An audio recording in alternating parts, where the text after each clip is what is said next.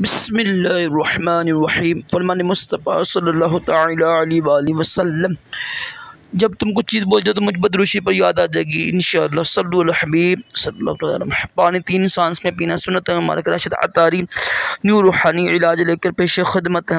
एक वजीफ़ा लेकर आया हूँ मुहर्रम शरीफ का। ये अल्हम्दुलिल्लाह पूरा मुहर्रम आधा मुहर्रम पड़ा हुआ अभी ना, तो इंशाल्लाह कर सकते हैं आप, किसी भी दिन कर सकते हैं, कोई हर्ज नहीं है। अगर आप पूरा यानी 2 हफ्ते ही करें तो ज़्यादा बेहतर है। इंशाल्लाह खुशहाली आएगी, रिज़्क़ में बरकत होगी, तंगदस्ती दूर होगी।